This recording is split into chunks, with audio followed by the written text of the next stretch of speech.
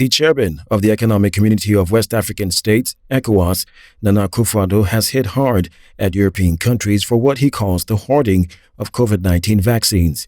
President Akufo-Addo insisted that the geopolitics attached to the distribution of vaccines is not helping the fight against the pandemic.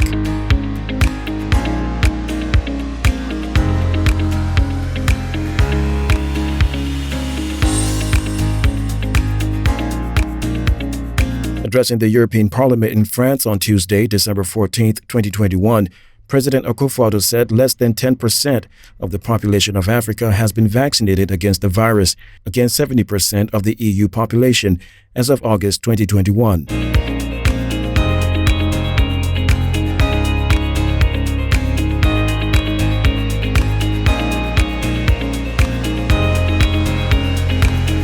This, he said, does not augur well for the collective fight against the virus. According to him, no one is safe until everyone is safe. President Akufo-Addo thus charged the EU to ensure there is equitable distribution of vaccines across the board to ensure the collective safety of all.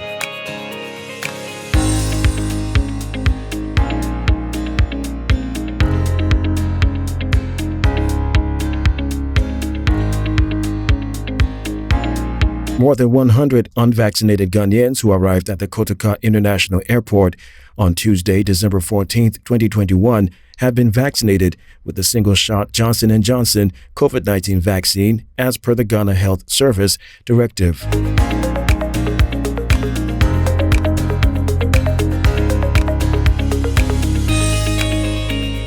The directive is part of the revised protocol for persons arriving in the country through the KIA following the detection of the Omicron variant of the COVID-19.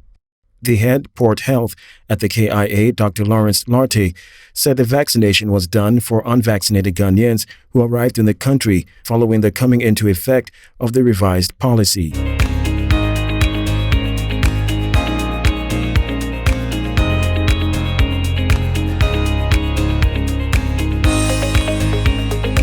He explained that the Ghanaians who were vaccinated were returning from West African countries and indicated that the vaccination exercise would continue for the next 2 weeks as per the GHS mandatory vaccine policy.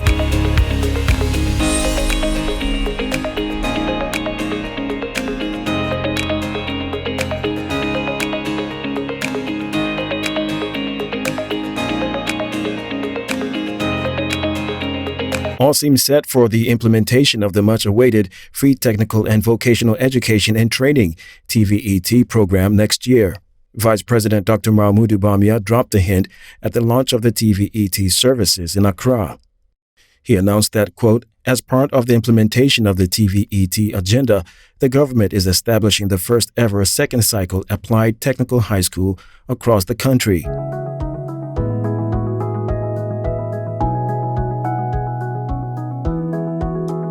Programs to be offered at the Applied Technical High School are expected to be designed as a career-based technical education, which integrates career and technical education with a rigorous academic core and industry participation.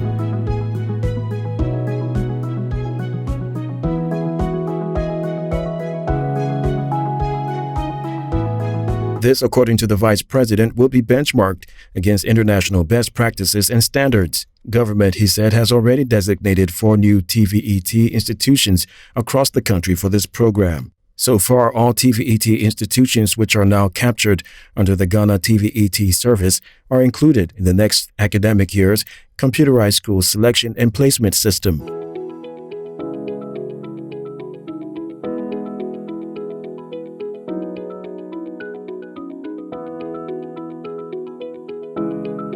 A Deputy Minister of Finance, Mrs. Abena Osei Asari, has said 31 upstream companies are yet to pay corporate taxes as captured in the 2020 Auditor's General Report because they are either in exploration or development stages in their operations.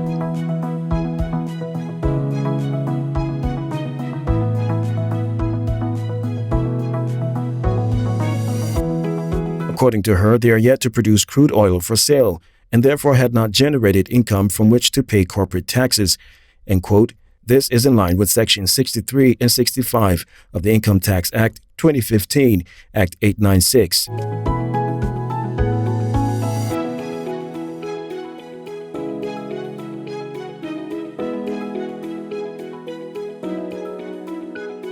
The chairman of PAC, Mr. James Kluche Adedeji, had indicated that per the Petroleum Revenue Management Act of 2011, Act 815, the Petroleum Holding Fund was established to receive all petroleum revenues to be dispersed. Moreover, he said the GNPC was also a beneficiary of the petroleum revenue to cover the cost and interest they had in oil that was produced.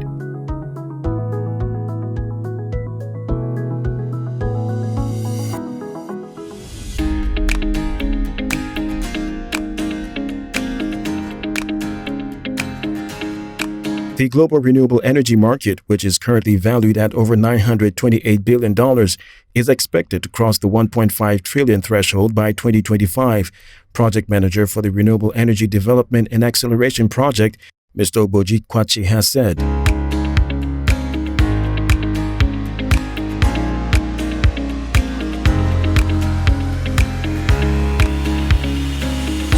He said this presented a huge opportunity for renewable energy businesses in the country to tap into. For Ghanaian renewable energy companies to be able to take advantage of this opportunity, he said this required that they partner with financial institutions for financial assistance.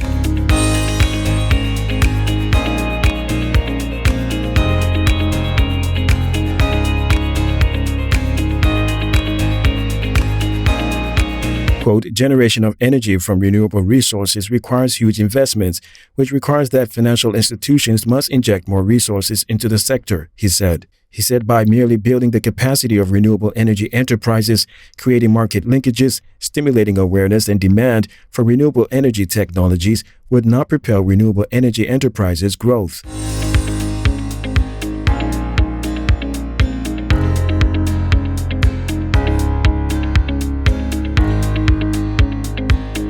Minister of Lands and Natural Resources Samuel Abudulai Junapor is calling for an immediate reformation of some legislations and policies on mining in Ghana. He believes the amendment of laws regulating the mining sector would help create an enabling environment to boost the mining industry.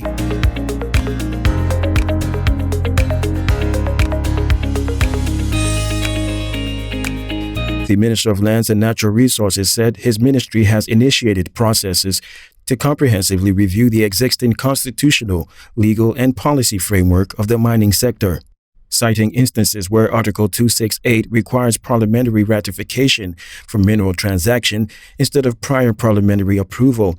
Samuel Junapor called for immediate amendment of this legal institution.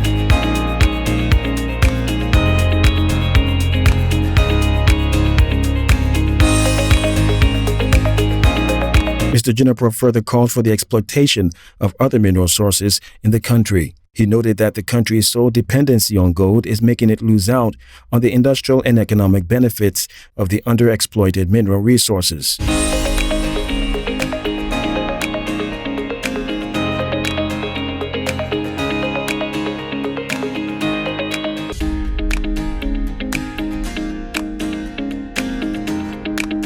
The UK government has said that all 11 countries will be removed from the UK's travel red list from 4 a.m. on Wednesday. Angola, Botswana, Eswatini, Lesotho, Malawi, Mozambique, Namibia, Nigeria, South Africa, Zambia, and Zimbabwe are on the list.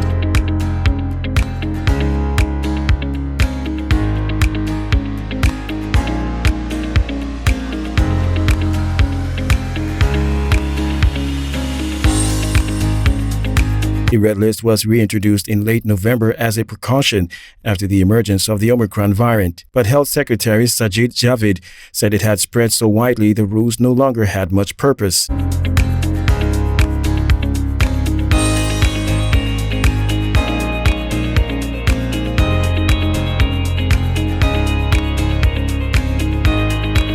Quote, now that there is community transmission of Omicron in the UK and Omicron is spreading so widely across the world, the travel red list is now less effective and slowing the incursion of Omicron from abroad, he told Parliament.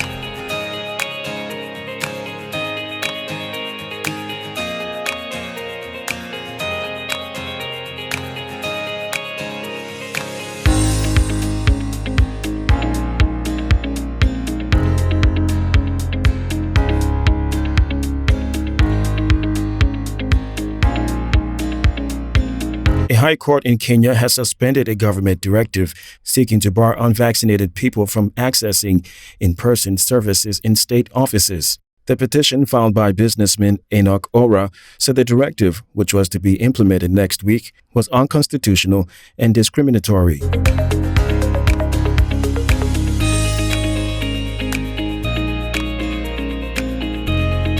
High Court Judge Anthony Marima said his ruling would remain in force until the case was heard on 4th January 2022 and until a decision was made. In November, Health Minister Mutahi Kagwe said that the directive was aimed at getting more Kenyans to get the jab.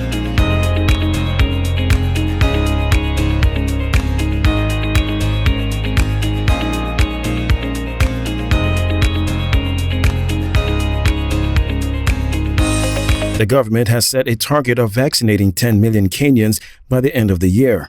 Only 8.1 million people have received a COVID-19 vaccine and more than 3 million have received 2 doses. The suspension of the directive also comes days after a number of hotels and malls announced that they would not allow unvaccinated Kenyans into their premises.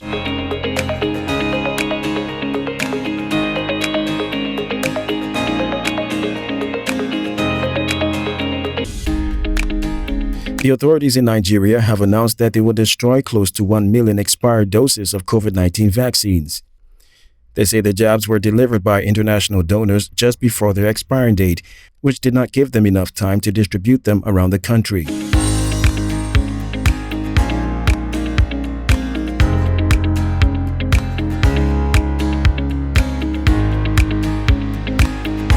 This is the first time the Nigerian health authorities have announced the number of vaccine doses to be destroyed. The head of the National Primary Healthcare Development Agency, Dr. Faisal Shuaib, told reporters that his agency was working with the country's drug regulators to set a date for the destruction of the expired vaccines.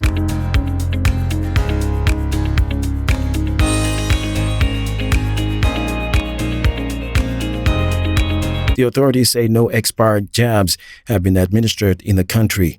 So far, only 2% of Nigeria's 200 million people has received 2 doses of the COVID vaccine.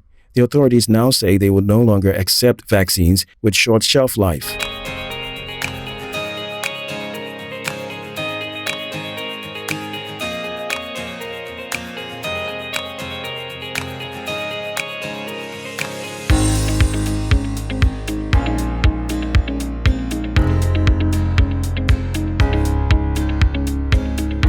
Pierre-Emerick Aubameyang has been stripped of his duties as Arsenal captain after his disciplinary breach last week. The Gabonese forward was dropped from the squad that thumped Southampton last weekend. It was reported the Gabonese missed training during the week and was being punished by Mikel Arteta.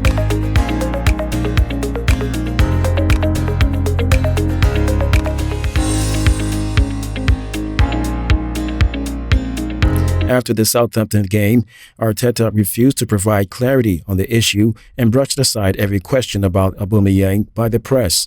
On Tuesday, Arsenal released a statement announcing the former Dortmund player would no longer be captain of the club.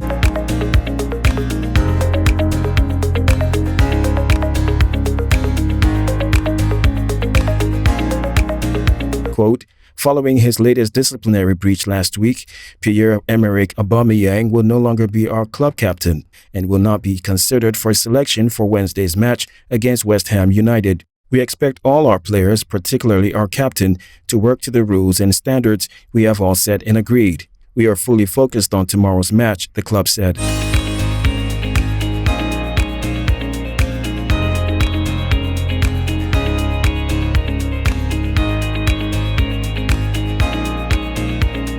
Sergio Aguero is set to announce his retirement from football after struggling with heart problems. Aguero was diagnosed with cardiac arrhythmia after experiencing chest pains 41 minutes into his first start for Barcelona last month. The striker was initially told to rest for 3 months, but is now planning to step away from football permanently at just 33 years old, according to Marca.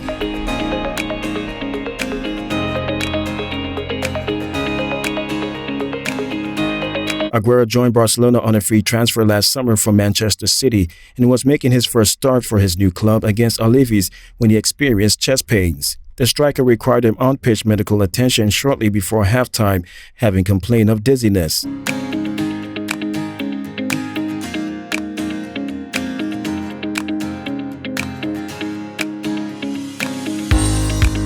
There was growing distress in the stadium as Aguero lay flat on pitch, having gone down moments after he had his hand placed on his chest. Barca's medical staff rushed on the pitch to assist Aguero and looked to place him on a stretcher before the striker eventually got up and slowly walked off the pitch unaided.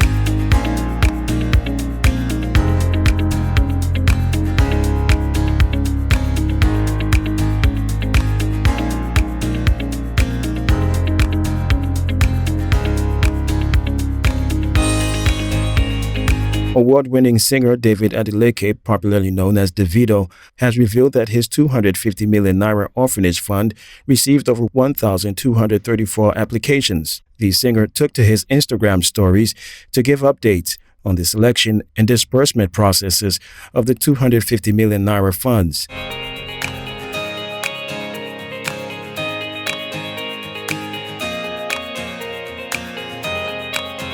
The application, which was open to only registered orphanages in Nigeria, lasted for 3 days. He wrote, quote, "Verification is ongoing, and the report will be out by 15 December. Selection and disbursement 18th, 19th, and the press release should be by 20th December.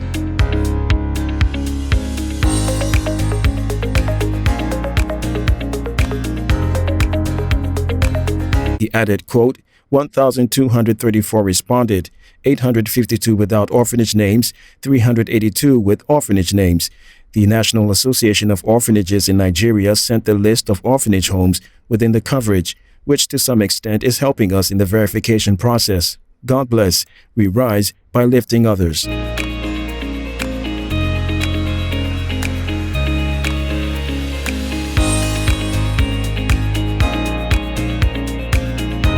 Veteran actor Abeku Sego says George Quay has no case when it comes to his petition over the use of Black Star Films as an industry name.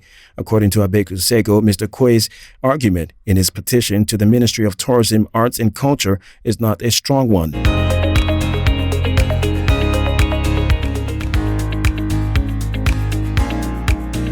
Quay led a group of stakeholders to petition the Ministry of Tourism, Arts and Culture to scrap the new name for Ghana's movie industry, Black Star Films. According to the petition, the Black Star Films bears a striking similarity to the awards and film festival, Black Star International Film Festival, founded by the National Film Authority Executive Secretary, Juliet Asante.